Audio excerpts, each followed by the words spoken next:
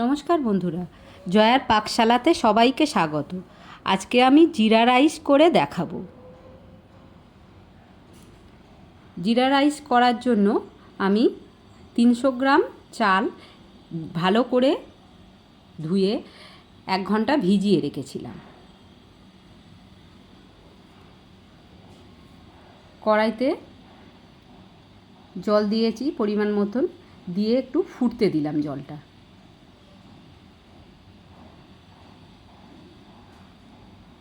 জলটা গরম হয়ে এসেছে, 1 চামচ নুন দিলাম, দিয়ে যে জলটা চালটা ভিজিয়ে রেখেছিলাম সেটা জল ঝারিয়ে এর মধ্যে দিয়ে দিচ্ছি।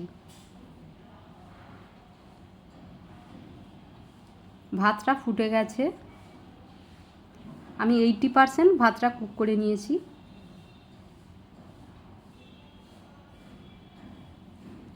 একটা কড়াই বসিয়েছি, 1 টেবিল চামচ তেল দিয়েছি,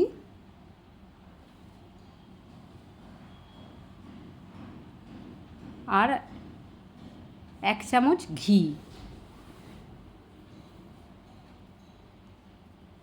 1 টেবিল চামচ জিরা দিয়ে দিলাম, একটা শুকনো লঙ্কা ফাটিয়ে দিয়েছি, গরম মশলা দিয়েছি, দিয়ে এটা জিরাটা ভালো করে ফুটতে দেব।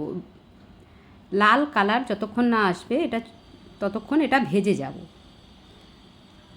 রেসিপিটি ভালো লাগলে লাইক, শেয়ার, কমেন্ট, নতুন বন্ধু হলে সাবস্ক্রাইব করতে ভুলবেন না। পাশে থাকা বেল আইকনটি প্রেস করে দেবেন, আমার নেক্সট ভিডিওর নোটিফিকেশান সবার আগে আপনার কাছে পৌঁছে যাবে। 5-6টা কাঁচা লঙ্কা ছোটো ছোটো করে কেটে রেখেছিলাম, সেটাও দিয়ে দিয়েছি। দিয়ে এটা ভালো করে ভাজা হতে ভাতটা দিয়ে দিলাম। এইভাবে জিরা রাইস করে দেখবেন দারুণ টেস্টি লাগে। চিকেন, কাশ্মীরি আলুর দম, মাটন সবার সঙ্গে এই জিরা রাইস অপূর্ব লাগে। যে কোনো পুজো বা অনুষ্ঠানে এটা খুবই সুন্দর লাগে খেতে। আমি 1 চামচ লবণ দিয়ে দিলাম, আর খানিকটা জল ছিটিয়ে দিয়ে দিয়েছি, দিয়ে ভালো করে এটা ঘেঁটে নিয়ে নিয়েছি। এবারে এটা ঢাকা দিয়ে দেব। এইভাবে লো ফ্লেমে আমি 5 মিনিট হতে দেব।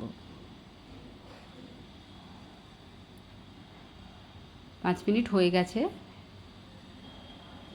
এটা আমার হয়ে গেছে। আমি এটা একটা প্লেটের মধ্যে এটা ঢেলে নিচ্ছি। কত সুন্দর ঝরঝরে হয়েছে, একটার সঙ্গে আর একটা একদমই এটা লাগবে।